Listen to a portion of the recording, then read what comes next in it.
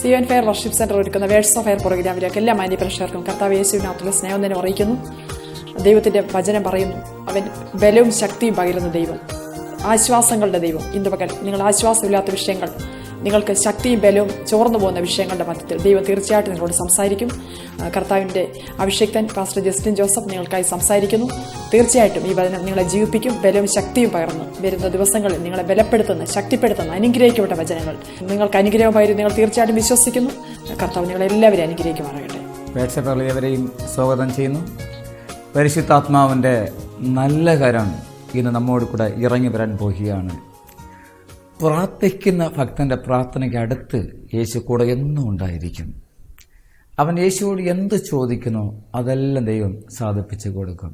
ആർക്കെന്നറിയാമോ? പ്രാർത്ഥിക്കുന്ന ഭക്തനുണ്ടെങ്കിൽ. ഒരു മനുഷ്യന്റെ ജീവിതത്തിൽ ദൈവീക ബന്ധം അവനോട് ചേർന്നിരിക്കുമ്പോൾ അവൻ്റെ പ്രാർത്ഥനയ്ക്ക് ദൈവം ഭംഗി വരുത്തും. ഇന്നത്തെ ചിന്തയ്ക്കായി ഒരു ചെറിയ വചനം മാത്രം പങ്കുവയ്ക്കാൻ താല്പര്യപ്പെടുന്നു. 1 പത്രോസ് എഴുതിയ ലേഖനം, അതിൻ്റെ 1-ാം അധ്യായം, ആ 1-ന്റെ 25-ാമത്തെ വചനത്തിൽ പറയുന്നു, കർത്താവിൻ്റെ വചനമോ എന്നേക്കും നിലനിൽക്കുന്നു. എന്നെ കേൾക്കുന്ന പ്രിയരെ, കർത്താവിൻ്റെ വചനമോ എന്നേക്കും നിലനിൽക്കുന്നു. എന്നോട് ചോദിച്ചാൽ, ഞാൻ ഈ ലോക ജീവിതത്തിൽ ഞാൻ പലരെയും കണ്ടിട്ടുണ്ട്, കേട്ടിട്ടുണ്ട്, സംസാരിച്ചിട്ടുണ്ട്, അനുഭവിച്ചിട്ടുണ്ട്.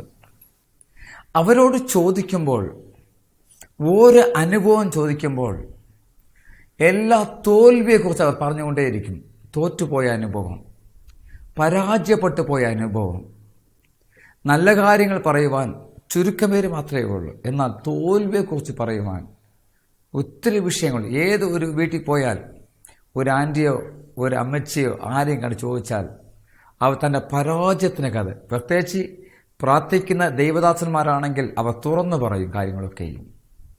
എന്നാൽ യേശുവിൻ്റെ ഈ ഭൂമിയിലുള്ള ജീവിതത്തിൽ അവൻ ഓരോ പടികളും ജയമെടുത്ത് ദൈവം നമുക്ക് മാതൃകയായി തീർന്നു.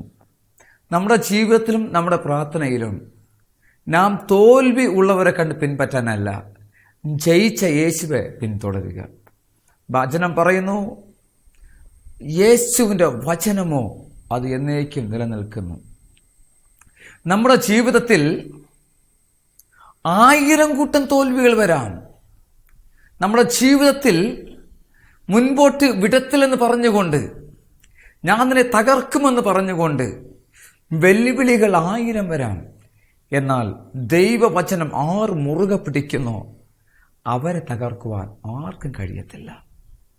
യേശുവിൻ്റെ ശക്തി, ആ പരിശുദ്ധാത്മാവിൻ്റെ ബലത്തിൽ ഒരു മനുഷ്യൻ ജീവിക്കുമെങ്കിൽ അദ്ദേഹം ഒന്നിലും തോറ്റുപോകുവാൻ യേശു സമ്മതിക്കത്തില്ല.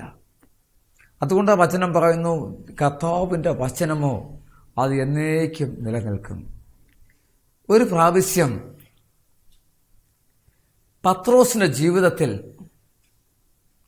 അദ്ദേഹം ഒരു മീൻ പിടിക്കുന്ന ഒരു മനുഷ്യനായിരുന്നു. പത്രോസിന് എങ്ങനെ മീൻ പിടിക്കാൻ പഠിപ്പിക്കേണ്ട ആവശ്യമില്ല.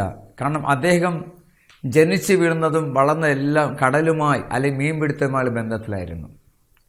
ആ കാലഘട്ടത്തിൽ ആ മനുഷ്യൻ ചെയ്തു വന്ന ഓരോ പ്രവൃത്തിയും ഏത് വെറൈറ്റിയിലുള്ള മീൻ പിടിക്കാമെന്നുള്ളതാണ്. ഇന്ന സ്ഥലത്ത് പോയാൽ ഇന്ന മീൻ കിട്ടും, ഇവിടെ നിന്നാൽ ഈ മീൻ കിട്ടും. എന്നുവെച്ചാൽ മീൻപിടുത്തം കുറിച്ച് നല്ലതുപോലെ അവൻ മനസ്സിലാക്കിയിരുന്നു. എന്നാൽ കള്ളം പറയുന്നവരോടും വ്യാജം പറയുന്നവരോടും ചോദിച്ചാൽ അവർ ആ വിധത്തിൽ മിടുക്കന്മാരായിരിക്കും. എന്നാൽ പരിശുദ്ധാത്മാവുള്ളവരോട് ചോദിച്ചാൽ അവർ പ്രാർത്ഥനയിൽ മിടുക്കന്മാരായിരിക്കും. ഓരോ മനുഷ്യനും ഓരോ വ്യത്യസ്ത നിലയിൽ അവരിങ്ങനെ ആകാറുണ്ട്. എന്നാൽ ദൈവ ഇഷ്ടം ചെയ്യുന്നതും അവൻ്റെ വചനപ്രകാരം ജീവിക്കുന്നതും നമ്മെ എന്നേക്കും നിലനിർത്തുവാനിടയായിത്തീരും. നിന്റെ ജീവിതത്തിൽ 1000 തോൽവികൾ വന്നാലും, നിന്നെ തകർക്കുന്ന ഓരോ തോൽവികളും നിന്നെ വിഴുങ്ങുവാൻ വന്നാലും, യേശു നിന്റെ വലതുഭാഗത്തുണ്ടെങ്കിൽ നീ ഭയപ്പെടേണ്ട ഒരു ആവശ്യമില്ല. കാരണം അവൻ്റെ വചനം ജീവനും ചൈതന്യമുള്ളതാണ്. നമുക്ക് തോൽവികൾ 1000 വന്നാലും പ്രാർത്ഥിക്കുന്ന ഒരു ഭക്തനുണ്ടെങ്കിൽ അവൻ്റെ ഇടയിൽ യേശു വെളിപ്പെട്ടു വരും. യേശുവോട് പ്രാർത്ഥിച്ചാൽ തോറ്റുകിടക്കുന്നവനും ജയത്തിലേക്ക് മടങ്ങി വരും. ഞാൻ പത്രോസിൻ്റെ കാര്യം പറഞ്ഞതുപോലെ പത്രോസ് മീൻ പിടിക്കാൻ അദ്ദേഹത്തെ ആരും പഠിപ്പിക്കേണ്ട ആവശ്യമില്ല. ആ മനുഷ്യൻ മീൻ പിടിച്ചുകൊണ്ടിരിക്കുമ്പോൾ യേശു അവനെ കണ്ട് വിളിച്ചു വേർതിരിച്ചു. യേശു ഇങ്ങനെ പറയുന്നു, നിന്നെ മീൻപിടുത്തക്കാരനായിട്ടല്ല മനുഷ്യനെ പിടിക്കുന്നവനാക്കി തീർക്കും. എന്നെ കേൾക്കുന്ന പ്രിയരെ, നിന്റെ ജോലിയിലോ നിന്റെ വരുമാനത്തിലോ നിന്റെ ബിസിനസ്സിലോ അല്ലെ തലമുറ വിഷയത്തിലോ നീ എവിടെ പരാജയപ്പെട്ട് കിടപ്പുണ്ടെങ്കിൽ എനിക്കൊരു വെളിപ്പാട് പറയുവാനുണ്ട്. പത്രോസെ പിടിച്ച് വേർതിരിച്ച് അവന് വേണ്ടി പിടിച്ചെടുത്ത ദൈവം ഇന്നവൻ നിന്നെയും പിടിച്ചെടുക്കും. പരാജയത്തിലേക്കല്ല ദൈവമക്കളെ, നാശത്തിലേക്കല്ല, ഉയർച്ചയിലേക്കും അനുഗ്രഹത്തിലേക്കും അതിനെ കൊണ്ടുവരാൻ പോകുകയാണ്. പത്രോസിന് വിരൽ എണ്ണുന്ന ആൾക്കാർ പരിചയമുള്ളവരായിരുന്നു. എന്നാൽ യേശു വേർതിരിച്ചപ്പോൾ അദ്ദേഹം അനേകരെ കൂടെ, യേശു 5000 പുരുഷന്മാർക്കും സ്ത്രീകൾക്കും കുഞ്ഞുങ്ങൾക്കുമായി അപ്പം വീതിച്ചു കൊടുക്കുമ്പോൾ പത്രോസ് അവിടെ ഉണ്ടായിരുന്നു. അദ്ദേഹം കൂടെ ചെയ്തു കൊടുക്കുമായിരുന്നു. നമ്മുടെ ജീവിതത്തിൽ നമ്മെ ശ്രദ്ധിക്കാൻ ആരും ഇല്ലെങ്കിലും നാം യേശുവിലേക്ക് മാനസാന്തരപ്പെട്ട് അവൻ്റെ വചനത്തിലേക്ക് മടങ്ങി വന്നാൽ നമുക്ക് ഇഷ്ടംപോലെ ആൾക്കാരെ യേശു തരുന്ന മക്കളെ. നീ തോറ്റിക്കിടക്കുന്ന നിന്നെ പലപ്പോഴും ചോദിക്കത്തില്ലേ, എൻ്റെ വേദനയിൽ നിന്ന് ഒരു ആശ്വാസം പറയാൻ പോലും എനിക്ക് ആരുമില്ല, എൻ്റെ കഷ്ടതയിൽ ഒന്ന് ബലപ്പെടുത്തുവാൻ എനിക്ക് ആരുമില്ല, എൻ്റെ പ്രയാസത്തിൽ ഒന്ന് ധൈര്യപ്പെടുത്തുവാൻ ആരുമില്ല. എന്നെ കേൾക്കുന്ന പ്രിയരെ, യേശുവിലോട്ടൊന്ന് മടങ്ങി വന്നാൽ നിന്നെ ചോദിക്കുവാൻ ഇഷ്ടംപോലെ ദൂതന്മാരുണ്ട്. നിന്നെ സ്നേഹിക്കുവാൻ ഒത്തിരി അഭിഷക്തന്മാർ എഴുന്നേറ്റ് വരും. കാരണം അവൻ എന്നോട് കൂടെ പറ്റിയിരിക്കാൻ ഞാൻ അവനെ വിടുവിക്കും. യേശുവിൻ്റെ വചനം പറയുന്നു, അവൻ എന്നോട് കൂടെ പറ്റിയിരിക്കാൻ ഞാൻ അവനെ വിടുവിക്കും. അവൻ എൻ്റെ നാമം അറിയുന്നത് കൊണ്ട് ഞാൻ അവനെ ഉയർത്തും. അപ്പം യേശുവിൻ്റെ നാമം അറിയുമ്പോൾ നമുക്ക് ഉയർച്ച വരും. എന്തുകൊണ്ട് പലർക്കും ഉയർച്ച വരാത്തത്? അവർ അറിയേണ്ട വിധത്തിൽ യേശുവെ അറിയാഞ്ഞത് കൊണ്ടാണ്. എന്തുകൊണ്ട് വിടുതൽ വരുന്നില്ല? ആരാധിക്കേണ്ട വിധത്തിൽ ആരാധിക്കത്തില്ല. 5 നിമിഷം 10 നിമിഷം അരമണിക്കൂർ പ്രാർത്ഥിക്കുന്ന ഒരു വ്യക്തി യേശുവിൻ്റെ കയ്യിൽ നിന്ന് ഒരു നന്മ വാങ്ങുവാൻ കഴിയത്തില്ല. കാരണം ലോകത്തിലേക്ക് ഓടിക്കൊണ്ടിരിക്കുമ്പോൾ, ലോകത്തിലേക്ക് ചാടിക്കൊണ്ടിരിക്കുമ്പോൾ, അതിലോട്ടൊക്കെ നീങ്ങിക്കൊണ്ടിരിക്കുമ്പോൾ യേശുവോട് പ്രാർത്ഥിക്കാനോ ദൈവത്തെ ആരാധിക്കാനോ അവർക്ക് സമയം കിട്ടുന്നില്ല. അവർക്ക് മാറ്റിവെക്കാനുള്ളത് പ്രാർത്ഥന മാത്രമേ ഉള്ളൂ. ലോകപരമായുള്ള ജീവിക്കുമ്പോൾ, ലോകപരമായുള്ള ഓട്ടത്തിലും ലോകപരമായുള്ള അർജന്റായുള്ള കാര്യങ്ങളിരിക്കുമ്പോൾ ഇവർക്ക് മാറ്റിവെക്കാൻ ഒന്നേ ഉള്ളൂ, പ്രാർത്ഥന. അതുകൊണ്ട് എന്ത് ചെയ്യുന്നു? ഒടുവിൽ എല്ലാം പരാജയപ്പെട്ടവരായി, എല്ലാം നഷ്ടപ്പെട്ടവരായി, ഒന്നിനും കൊള്ളാത്ത വേസ്റ്റ് കൊട്ടായി എങ്ങനെ വേസ്റ്റ് കളയുന്നത് പോലെ ഇവരെ പിശാച് കൊണ്ട് കളയുക. എന്നാൽ പ്രാർത്ഥിക്കുന്നവൻ അങ്ങനെയല്ല. അവൻ മരിക്കുന്ന നിമിഷം വരെ അവനെ തേടി ആത്മാക്കൾ വരും. അവൻ അവർക്ക് ആശ്വാസം പറയും. അവൻ അവരെ ധൈര്യപ്പെടുത്താൻ ഇടയായിത്തീരും. കാരണം വചനം പറയുന്നു, കർത്താവിൻ്റെ വചനമോ എന്നേക്കും നിലനിൽക്കുന്നു. അതെങ്ങനെ? ദൈവം സത്യമുള്ളവൻ, ദൈവം വാക്ക് മാറത്തില്ല, തീരുമാനത്തിൽ ഉറച്ചു നിൽക്കുന്നവൻ. കർത്താവ് യോശുവയോട് എന്നാ പറഞ്ഞു? ഞാൻ മോശയോട് കൂടെ ഇരുന്നതുപോലെ നിന്റെ കൂടെ ഇരിക്കും പറഞ്ഞല്ലേ? മോശ മരിച്ചുപോയി. കർത്താവ് യോശുവയോട് മാറിയോ? ഇല്ല. അവൻ യോശുവയോട് ചേർന്നിരുന്നു. കർത്താവ് യോശുവയോട് പറഞ്ഞു, ഞാൻ മോശയോട് കൂടെ ഇരുന്നതുപോലെ നിന്റെ കൂടെ ഇരിക്കും. അതുകൊണ്ട് എന്ത് ചെയ്തു? മോശയെ കൊണ്ട് യോർദാൻ കടക്കുവാൻ കഴിഞ്ഞില്ല. യോശുവയോ ഉണങ്ങിയ നിലത്തിൽ കൂടെ അവൻ കനാൻ ദേശത്തിലേക്ക് കടന്നുപോയി. നിന്റെ ജീവിതത്തിൽ പ്രാർത്ഥിക്കുവാൻ റെഡിയാണോ? ദൈവത്തെ മനസാക്ഷി പ്രകാരം, വചനപ്രകാരം നീ ദൈവത്തെ സ്തുതിക്കുവാൻ റെഡിയാണോ? യേശു നിന്റെ വീട്ടിൽ ഇറങ്ങി വരും. പലരും പറയും, യേശു എനിക്ക് ഒന്നും ചെയ്ത് തരുന്നില്ല, എൻ്റെ പ്രാർത്ഥന കേൾക്കുന്നില്ല, അവൻ എൻ്റെ വീട്ടിൽ വരുന്നില്ല, അവരെ കണ്ടില്ലേ, ഇവരെ കണ്ടില്ലേ, അങ്ങനെ ജീവിക്കുന്നു, ഇങ്ങനെ ജീവിക്കുന്നു. എന്നെ കേൾക്കുന്ന ദൈവമക്കളെ, അങ്ങനെയല്ല. നീ ദൈവത്തോട് നിനക്ക് എവിടെ മിസ്റ്റേക്ക് ഉണ്ടോ അത് ക്ലിയർ ചെയ്ത് നീ ശരിക്കും മാനസാന്തരപ്പെട്ട് വേദപുസ്തക വചനപ്രകാരം ജീവിക്കാൻ തുടങ്ങുമെങ്കിൽ നീ ഒരിക്കലും തോറ്റുപോകുവാൻ യേശു സമ്മതിക്കത്തില്ല. നിന്റെ പ്രായം വിഷയമല്ല, നിന്റെ അനുഭവം വിഷയമല്ല. വചനപ്രകാരം ജീവിതം ഉണ്ടെങ്കിൽ നീ യോശുവയായി മാറും. ആരും ഭൂമിയിൽ യോർദാൻ കടന്നിട്ടില്ല, ആരെ കൊണ്ട് കടക്കുവാൻ കഴിയുന്നതുമല്ല. യോശുവ യോർദാനെ കടന്നപ്പോൾ കനാന്യരും ഹിത്യരും അവിടെയുള്ള എല്ലാ ജാതികൾക്കും അവനെ കുറിച്ചുള്ള ഭീതി ഉണ്ടായി. ഞാൻ ചോദിക്കട്ടെ, യോശുവ ഭയങ്കര നീളമുള്ള ആളാണോ, തടിച്ച ആളാണോ? അങ്ങനെയല്ല. അദ്ദേഹത്തിനകത്ത് പതിഞ്ഞിരുന്ന അഭിഷേകം അത്ര ശക്തിയുള്ളതായിരുന്നു. പ്രാർത്ഥിക്കുന്ന ഒരു ദൈവഭയതൽ ദൈവത്തോട് കൂടെ ചേർന്ന് നിന്നാൽ ആ ദൈവഭയത്തിൽ പരാജയപ്പെട്ടു പോകാൻ യേശു സമ്മതിക്കത്തില്ല. 100 കൂട്ടം അനുഭവം. പത്രോസാണെങ്കിൽ വിദ്യാഭ്യാസം പോലും ഇല്ല ആ മനുഷ്യൻ. അദ്ദേഹം യേശുവിനെ കൂടെ വന്നു. യേശു പറയുന്ന പോലെ എല്ലാം ചെയ്തു. ഒടുവിൽ അദ്ദേഹം പറഞ്ഞു, ആര് നിന്നെ വിട്ട് പിരിഞ്ഞു പോയാലും ഞാൻ നിന്നെ വിട്ട് പോകത്തില്ല എന്ന് ഉറച്ച് യേശുവോട് പറഞ്ഞു. അപ്പോൾ യേശു അദ്ദേഹത്തോട് പറയുന്നു, കോഴിയെ 2 വട്ടം കൂവും മുൻപ് 3 പ്രാവശ്യം എന്നെ തള്ളി പറയും. അദ്ദേഹം ഒന്നും സമ്മതിച്ചില്ല. അത് ഒരിക്കലും സമ്മതിക്കുന്നില്ല. എന്നാൽ എന്നെ കേൾക്കുന്ന പ്രിയരെ, നിന്റെ ജീവിതത്തിൽ പത്രോസിനെ പോലെ ചില കാര്യം അറിയത്തില്ലെങ്കിലും ഉറപ്പുള്ളവനായിരിക്കണം. അവൻ തള്ളിപ്പറഞ്ഞു, അവൻ ദൈവത്തെ തള്ളിപ്പറഞ്ഞു. അവൻ കറക്റ്റ് യേശു എന്ത് പറഞ്ഞോ അതുപോലെ സംഭവിച്ചു. കാരണം യേശു തന്നെയാ വചനം, വചനം തന്നെയാ യേശു. അത് മാറത്തില്ല ദൈവമക്കളെ. ആർക്കും അത് മാറ്റുവാൻ കഴിയുന്നതല്ല. ആ ദൈവത്തിൻ്റെ ശക്തി. പത്രോസ് തള്ളിപ്പറഞ്ഞു. അല്പം കഴിഞ്ഞപ്പോഴോ പുള്ളി ദൈവത്തോട് നിലവിളിച്ച് കരഞ്ഞ് അനുതപിച്ച് അതേ മാനസാന്തരപ്പെട്ടു. അതുകൊണ്ട് കർത്താവ് സ്വർഗത്തിലെ താക്കോൽ അവനെ ഏൽപ്പിച്ചു. അവന് പാറയെന്ന് യേശു പേരിട്ടു. ഈ അനുഗ്രഹം വരുന്നു, സമ്പത്ത് വരുന്നു, അതിലൊക്കെയും അവർ മുങ്ങി ദൈവത്തെ മറന്നു പോകുന്നു. എന്നാൽ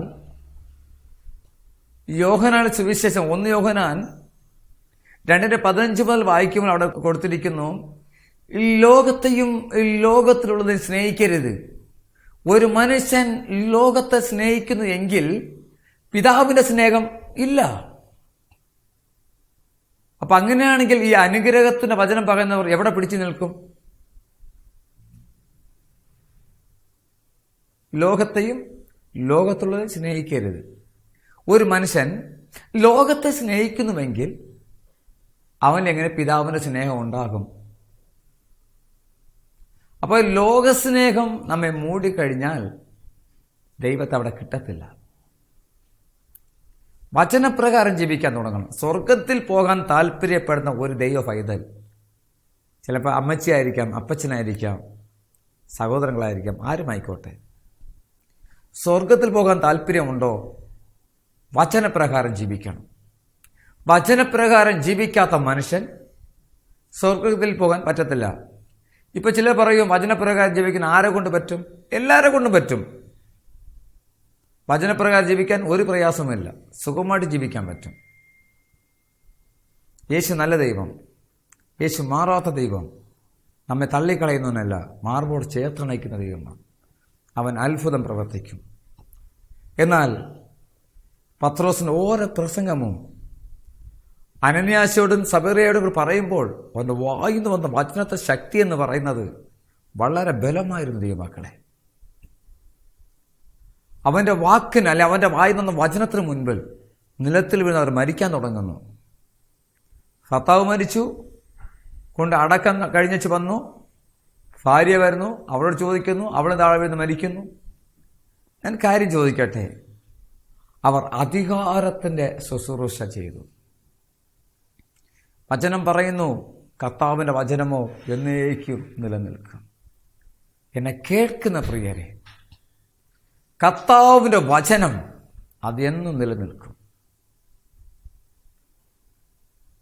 ജഡത്തിൻ്റെ സ്വഭാവം അത് പുല്ലുപോലെ ദൈവമക്കളെ. അതിന് ഓരോ പ്രവൃത്തികളും നശിച്ചു പോകും, അത് വാടിപ്പോകും. പുല്ലിൻ്റെ പൂ പോലെ അതിൻ്റെ ഭംഗിയെല്ലാം നഷ്ടപ്പെട്ടു പോകും. ഒരു മനുഷ്യൻ എത്ര ഭംഗിയുള്ള മനുഷ്യനായിരുന്നാലും ചില കാലവും സമയം കഴിയുമ്പോൾ എങ്ങനെ പൂ ഉതിർന്നു പോകുമോ അതുപോലെ അവൻ ഭൂമിയിൽ നിന്ന് മാറ്റപ്പെട്ടു പോകും. ഒരു മനുഷ്യൻ്റെ ജഡത്തിൽ അവൻ എന്തെല്ലാം ചെയ്തു കൂട്ടിയാലും അത് പുല്ലുപോലെ ഉണങ്ങിപ്പോകും. ഒരു മനുഷ്യന്റെ ജീവിതത്തിൽ എത്ര വലിയവനായി ലോകത്തിൽ ഉയർച്ചയിൽ ജീവിച്ചാലും പുല്ലിന്റെ പൂ പോലെ അവന്റെ ഭംഗി ഇളകി കരിഞ്ഞു പോകും. ചില ദിവസം കഴിയുമ്പോൾ അതൊന്നും കാണത്തിലധികം മക്കളെ. എന്നാൽ ദൈവ ഇഷ്ടം ചെയ്യുന്നവനോ എന്നേക്കും നിലനിൽക്കും.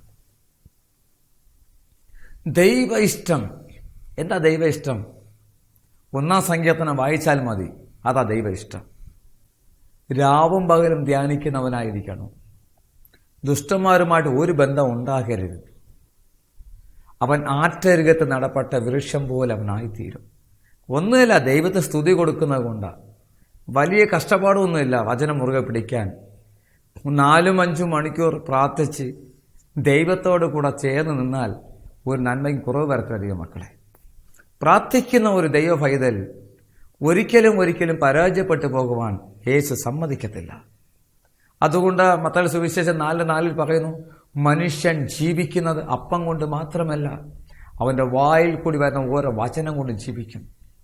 അപ്പോൾ കർത്താവിന്റെ വചനം ഉണ്ടെങ്കിലേ ജീവിതം നടക്കത്തുള്ളൂ. കർത്താവുമായി ഒരു ബന്ധം ഉണ്ടെങ്കിൽ തോൽവികളെ ജയിച്ച് നന്മയിലേക്ക് നമുക്ക് മടങ്ങാൻ പറ്റത്തുള്ളൂ. അപ്പോൾ പരിശുദ്ധാത്മാവ് ഒരു മനുഷ്യന്റെ ഹൃദയത്തിൽ വരുമ്പോൾ പാപത്തെക്കുറിച്ച് അവൻ സുബോധ വരുത്തും. നീതിയെക്കുറിച്ച് എങ്ങനെ മുൻപോട്ട് പോകുന്നു പഠിപ്പിക്കും. അത് നിന്റെ രോഗത്തെ അവൻ എടുത്തു മാറ്റുവാൻ ശക്തിയുള്ളവൻ. നിന്റെ നെരുക്കത്തിൽ നിന്ന് അവൻ നിന്നെ വിടുവിക്കുവാൻ ശക്തിയുള്ളവൻ. നീ ഏത് ഭാരത്തിലായിരുന്നാലും ഏത് പ്രയാസത്തിലായിരുന്നാലും അവൻ നിന്നെ വിടുവിക്കുവാൻ ഇടയായിത്തീരും. ഒരു പ്രാവശ്യം ഒരു സഹോദരി തലമുറയ്ക്ക് വേണ്ടി പ്രാർത്ഥിച്ചു കൊണ്ടിരുന്നു. 18 വർഷം പ്രാർത്ഥിച്ചിട്ടും മക്കളില്ല. ഒരു ദൈവദാസനോട് ഞാൻ ചോദിച്ചു, പാസ്റ്റർ, ഞാൻ 18 വർഷമായി പ്രാർത്ഥിച്ചിട്ടും എനിക്ക് തലമുറ കിട്ടുന്നില്ല, ഞാൻ എന്ത് ചെയ്യണം? ഞാൻ ഒരു ദിവസം 4 മണിക്കൂർ പ്രാർത്ഥിക്കും, എന്നെ കൊണ്ട് തലമുറ വാങ്ങുവാൻ കഴിയുന്നില്ല, അതുകൊണ്ട് ഒന്ന് പ്രാർത്ഥിച്ച് സഹായിക്കണമേ എന്ന് ചോദിച്ചു. അപ്പോൾ അദ്ദേഹം ചോദിച്ചു, നിങ്ങൾ ആരെയും ശപിക്കാറുണ്ടോ എന്ന് ചോദിച്ചു. അദ്ദേഹം വായിൽ വരാത്ത വാക്കുകൾ, അശുദ്ധമുള്ള വാക്കുകൾ വായിൽ വരാറുണ്ടോ ചോദിച്ചു. യേശുവിന് ഇഷ്ടമില്ലാത്ത വാർത്തകൾ നിങ്ങളുടെ വായിൽ നിന്ന് വരുമോ എന്ന് ചോദിച്ചു. അത് ആരെങ്കിലും എന്നോട് ദേഷ്യപ്പെട്ടാൽ ഞാൻ വയലന്റ് ആകും, അതുകൊണ്ടാണ് ഇത് കിട്ടാഞ്ഞത്. അതുകൊണ്ട് ആരും എന്നെ സംസാരിച്ചാലും ആൻറ്റി വളരെ ശാന്തതയോടെ മിണ്ടാതെ നിന്നാൽ മതി, അടുത്ത ആണ്ട് ഇതേ സമയം തന്നെ തലമുറ ഉണ്ടാകുമെന്ന് പറഞ്ഞു. ഇറ്റ് ഈസ് വെരി സിമ്പിൾ, ഒന്ന് ടെസ്റ്റ് ചെയ്ത് നോക്കാൻ പറഞ്ഞു. ആ ആൻറ്റി അതുപോലെ ചെയ്തു. എന്നെ കേൾക്കുന്ന പ്രിയരെ, അനുഗ്രഹിക്കപ്പെട്ട ഒരു ആൺ പൈതൽ ദൈവം കൊടുക്കേണ്ടതായി. ഞാൻ പറഞ്ഞില്ലേ, ആദ്യം തന്നെ പറഞ്ഞു, നമുക്ക് എവിടെ മിസ്റ്റേക്ക് ഉണ്ടോ നാം അത് കണ്ടെത്തണം. അത് കണ്ടെത്തി ആ വചനപ്രകാരം ജീവിക്കാൻ തുടങ്ങിയാൽ നാം ഒരിക്കലും പരാജയപ്പെട്ടു പോകുവാൻ യേശു സമ്മതിക്കത്തില്ല. നാം ഒരിക്കലും തോറ്റു പോകുവാൻ യേശു സമ്മതിക്കത്തില്ല. ആരാ തോറ്റുപോകുന്ന അറിയാമോ? വചനപ്രകാരം ജീവിക്കാത്തവർ. ദൈവകൃപയിൽ വന്ന് മാനസാന്തരപ്പെട്ട് സ്നാനപ്പെട്ട് അഭിഷേകം പ്രാപിച്ച് വലിയ സ്പീഡ് സഭയിൽ ചേരും, കുറേ കാലം പ്രാർത്ഥിക്കും. വചനത്തിൽ പറയുന്നത് പോലെ വഴിയരികെ ചില വിത്ത് വീഴുന്നു, അത് പറവ കൊത്തിക്കൊണ്ടുപോയി. ചിലത് പാറയിൽ വീഴുന്നു, അത് കിളിർത്ത് വളർന്നു. ചൂട് തട്ടിയപ്പോൾ അത് എന്ത് ചെയ്യും? ഉണങ്ങിപ്പോയി. ചിലരിങ്ങനെ ചൂട് തട്ടുമ്പോൾ അവർ കരിഞ്ഞു പോകും. പരിശോധനയും ചില നെരുക്കമും പ്രയാസം വരുമ്പോൾ അവരിന്ന് തളർന്നു പോകും. അങ്ങനെ പോകും. ചിലത് മുള്ളിൻ്റെ ഇടയിൽ, അത് പണമും ലോകമും സമ്പത്തും വീടും കൊട്ടാരം എല്ലാം കൂടെ വന്ന് മൂടുമ്പോൾ, ആ ലോകത്തിന് മഹത്വം കയറുമ്പോൾ അത് പിന്നെ മുരടിച്ചു പോകും, വളരാൻ കഴിയത്തില്ല, വല്ലാതായി പോകും. അങ്ങനെ മുള്ളിൻ്റെ ഇടയ്ക്ക് വീഴുന്ന വിത്തും അങ്ങനെ ഔട്ടായി. എന്നാൽ നല്ല നിലത്തിൽ വീഴുന്ന വിത്തുണ്ട്, അത് 30, അത് 60, 100 മേനി ഫലം കൊടുക്കുവാൻ തുടങ്ങി. നമ്മുടെ ജീവിതത്തിൽ നല്ല നിലത്തിൽ വീഴുന്ന വിത്ത് പോലെ ആയിരിക്കുമെങ്കിൽ വളരെ ഫലം കൊടുക്കാൻ ഇടയായിത്തീരും. തോൽവി, ഞാൻ ആദ്യം തന്നെ പറഞ്ഞു, തോൽവി 1000 വരും, പ്രാർത്ഥന യേശുവോടായിരിക്കണം, അവൻ്റെ പാദപീഠത്തോടായിരിക്കണം. നമ്മെ തകർക്കുന്ന, ചിലപ്പോൾ സ്നേഹിക്കുന്നവരായിരിക്കും നമ്മെ തകർക്കുന്നത്, അല്ലെങ്കിൽ കൂടെ പ്രാർത്ഥിക്കുന്ന ഒരാളായിരിക്കും. പൗലോസ് പറഞ്ഞല്ലോ, കരയിലെ ആപത്ത്, കടലിലെ ആപത്ത്, കള്ള സഹോദരന്മാർ. അപ്പോൾ എല്ലാ വിധത്തിലും ആപത്തുണ്ട്. പക്ഷെ വചനപ്രകാരം ജീവിക്കാൻ തുടങ്ങുമ്പോൾ ചിലത് നമ്മെ വിട്ട് മാറിപ്പോകും. ശരിയാ, കർത്താവ് ഒരിക്കലും കൈവിടത്തില്ല. പരാജയപ്പെട്ടു പോകാൻ യേശു സമ്മതിക്കത്തില്ല. നമ്മുടെ ജീവിതത്തിൽ വചനം ഇങ്ങനെ പറയുന്നുണ്ട്, കണ്ണുനീരോടെ വിതയ്ക്കുന്നവൻ ആർപ്പോട് കൊയ്യുമെന്ന്. ഹന്നയുടെ പ്രാർത്ഥനയ്ക്ക് യേശു മറുപടി കൊടുത്തു. ഹന്നയുടെ പ്രാർത്ഥനയ്ക്ക് കർത്താവ് നല്ലൊരു സന്തോഷം കൊടുത്തു. ദൈവം അനുഗ്രഹിക്കപ്പെട്ട തലമുറ കൊടുത്തു. ആ മകൻ മുഖാന്തരം അവൾക്കുണ്ടായ സന്തോഷം അത് അതിഭയങ്കരമായിരുന്നു. ദൈവമക്കളെ, ഇങ്ങനെ കേൾക്കുന്ന ദൈവമക്കളെ, ഹന്നായും അവരുടെ മകനും ഇന്നും വേദപുസ്തകത്തിലുണ്ട്. ദൈവത്തിൻ്റെ നാമം അറിയുന്നതും അത് നിലനിൽക്കുന്നതും ദൈവത്തെ സ്തുതിക്കുന്നതും ഒരിക്കലും തോൽവി ഉണ്ടാകത്തില്ല. പ്രാർത്ഥിച്ചാൽ മതി, വചനപ്രകാരം ജീവിച്ചാൽ മതി, യേശു മുറുകെ പിടിച്ചാൽ മതി. പരാജയം വരും, എന്നാൽ ഭക്തൻ ജയിക്കും. യോസേപ്പിന്റെ ജീവിതത്തിൽ കിണറ്റിലിട്ടു, കരകയറ്റി, കച്ചവടക്കാരെ ഏൽപ്പിച്ചു, അവർ കൊണ്ട് കച്ചവടം നടത്തി. യെസ്, എവിടെയെല്ലാം കറങ്ങി കറങ്ങി കറങ്ങി ഒടുവിലും കാരാഗൃഹത്തിലെത്തി. കാരാഗൃഹത്തിൽ അവനെ നോക്കാൻ പോലും ആരുമില്ല. അവൻ പ്രാർത്ഥിച്ചുകൊണ്ടേയിരുന്നു, എനിക്ക് സഹായം എവിടെ നിന്ന് വരും? എനിക്ക് സഹായം ആകാശഭൂമി ഉണ്ടാക്കിയ യഹോവയിൽ നിന്ന് വരും. കാരണം കർത്താവിൻ്റെ വചനം മാത്രം അത് എന്നും ജീവനുള്ളതാണ്, അത് എന്നേക്ക് നിലനിൽക്കുന്നതാണ്, അത് നമ്മെ എന്നും ഉറപ്പിക്കുന്നതാണ്. മക്കളെ, നമ്മുടെ ജീവിതത്തിൽ അപ്പനെ അമ്മയും നോക്കിക്കോ, കുറേ വർഷം കഴിയുമ്പോൾ അവർ ഭൂമിയിൽ നിന്ന് മാറ്റപ്പെട്ടു പോകും. നമ്മുടെ ഗ്രാൻഡ് ഫാദർ ഉണ്ടല്ലോ, അവരൊക്കെ എന്തി പലരെ വീട്ടിലില്ല, അവർ മരിച്ചുപോയി. ഒരു സമയമാകുമ്പോൾ ഇവരെല്ലാം നഷ്ടപ്പെട്ടു പോകും. അമ്മയും അപ്പനും സഹോദരങ്ങളെ വിവാഹമാകുമ്പോൾ അവർ പിരിഞ്ഞു പോകും. നമ്മുടെ വിവാഹമാകുമ്പോൾ നാം ഭാര്യയോട് പറ്റിച്ചേരും, അല്ലെങ്കിൽ ഭർത്താവോട് പറ്റിച്ചേരും, കുഞ്ഞുങ്ങളുമായി ജീവിക്കും. കുറേ കഴിയുമ്പോൾ നാം ഇതിനെല്ലാം പരാജയപ്പെട്ടു പോകും. ഈ ലോകത്തിൽ കാണുന്ന സമ്പത്ത് ഉൾപ്പെടെ, വാഹനം ഉൾപ്പെടെ, വരുമാനം ഉൾപ്പെടെ ജീവിക്കുന്ന എല്ലാം പുല്ലുപോലെ ഉണങ്ങിപ്പോകും. വചനപ്രകാരം ആർ ജീവിക്കുന്നോ അവൻ ജയിക്കും. ആ ഉറപ്പും നല്ല ധൈര്യമുള്ളതായിരിക്കും. കർത്താവ് യോശുവയോട് പറഞ്ഞു, ഞാൻ മോശയോട് കൂടെ ഇരുന്നത് പോലെ നിന്നോട് കൂടെ ഇരിക്കും. എന്നെ കേൾക്കുന്ന പ്രിയരെ, ഈ ദൈവത്തെയാണ് നാം ആരാധിക്കുന്നത്. അതേ അഭിഷേകം ഇന്ന് ഇരിപ്പുണ്ട്.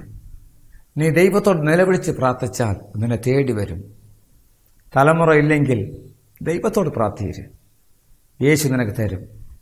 ബിസിനസ് തകർച്ചയാണെങ്കിൽ ദൈവത്തോട് പ്രാർത്ഥിച്ച് അവൻ നിനക്ക് കൊണ്ട് കൈ തരും. നീ അനുഗ്രഹിക്കപ്പെട്ടവനായി തീരും.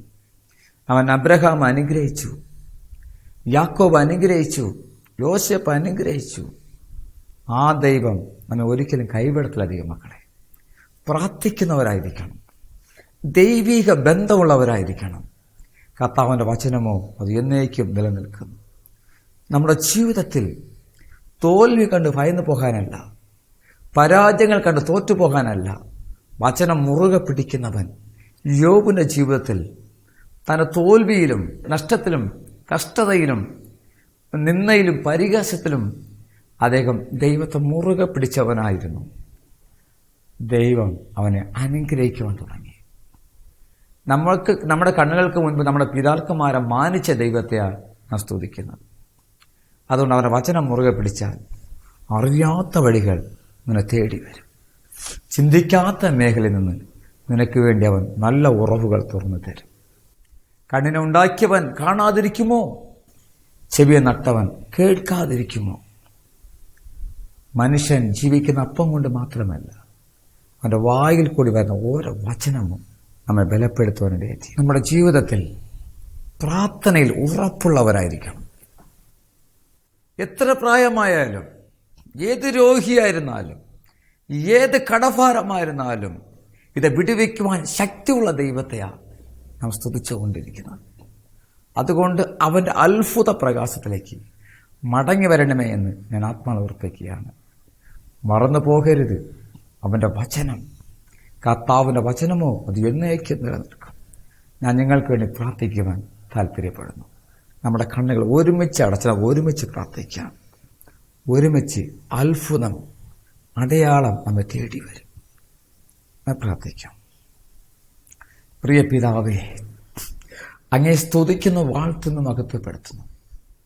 എന്നെ ശ്രദ്ധിച്ചു കൊണ്ടിരിക്കുന്ന ഈ മാതാപിതാക്കൾ, ഈ സഹോദരങ്ങൾ, ഇവർ ഏത് മേഖലയിൽ തോറ്റിരിക്കുന്നോ നീ ഒന്ന് പിടിച്ചു ഉയർത്തണമെന്ന് പ്രാർത്ഥിക്കുന്നു. തലമുറയ്ക്ക് വേണ്ടി നിലവിളിച്ച് കരയുന്ന മാതാപിതാക്കൾ എന്നെ ശ്രദ്ധിക്കുന്നുണ്ടല്ലോ പിതാവേ. അങ്ങയുടെ ദിവ്യ വചനം ഇവരെ ഒന്ന് ബലപ്പെടുത്തണമെന്ന് പ്രാർത്ഥിക്കുന്നു. കുഞ്ഞുങ്ങളുടെ പഠനത്തിന് വേണ്ടി പ്രാർത്ഥിക്കുന്നേ, കുഞ്ഞുങ്ങളുടെ ജോലിക്ക് വേണ്ടി പ്രാർത്ഥിക്കുന്നേ, അവരെ വിവാഹത്തിന് വേണ്ടി പ്രാർത്ഥിക്കുന്നേ, അവരെ നല്ല ഭാവിക്ക് വേണ്ടി പ്രാർത്ഥിക്കുന്നേ. എത്രയോ ജനങ്ങൾ, ദൈവമക്കൾ അങ്ങയ്ക്ക് വേണ്ടി കാത്തിരിക്കുന്നല്ലോ പിതാവേ. നീ ഇവരെ ഒന്ന് അനുഗ്രഹിക്കണമെന്ന് പ്രാർത്ഥിക്കുന്നു. നീ ഇവരെ ഒന്ന് ബലപ്പെടുത്തണമെന്ന് പ്രാർത്ഥിക്കുന്നു. അങ്ങയുടെ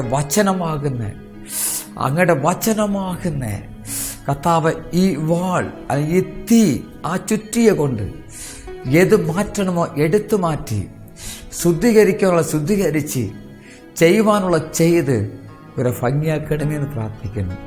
എന്നെ ശ്രദ്ധിച്ചുകൊണ്ട് രോഗിയെ നീ അങ്ങയുടെ വചനമയച്ച് ഞാൻ വിടുവിക്കാമെന്ന് പറഞ്ഞല്ലോ കർത്താവേ. അങ്ങയുടെ വചനം ഇവരെ തൊട്ട് സൗഖ്യമാക്കണമെന്ന് പ്രാർത്ഥിക്കുന്നു.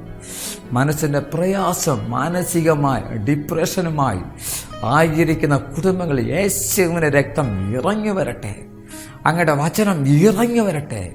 ഇവരെ ബലപ്പെടുത്തണമെന്ന് പ്രാർത്ഥിക്കുന്നു കർത്താവേ. നീ സൗഖ്യമാക്കി നിനക്ക് വേണ്ടി വേർതിരിക്കണമെന്ന് പ്രാർത്ഥിക്കുന്നു കർത്താവേ. ആഭിചാരം, ബന്ധനം കർത്താവ്, വസ്തു സംബന്ധമായ, വീട് സംബന്ധമായ കേസുകൾ, ഡിവൈഡ് സംബന്ധമായുള്ള എല്ലാ ടെംപ്റ്റേഷനും നീ എടുത്തു മാറ്റി ഇവരെ വിടുവിക്കണമേ എന്ന് പ്രാർത്ഥിക്കുന്നു. നല്ല സമാധാനം കൊടുക്കണം, നല്ല സന്തോഷം കൊടുക്കണം, നല്ല വിടുതൽ കൊടുക്കണം. അങ്ങയുടെ വചനം പറയുന്നു, കർത്താവിൻ്റെ വചനമോ അത് എന്നേക്കും നിലനിൽക്കും. കർത്താവെ, അത് നിലനിൽക്കണമേ എന്ന് പ്രാർത്ഥിക്കുന്നു.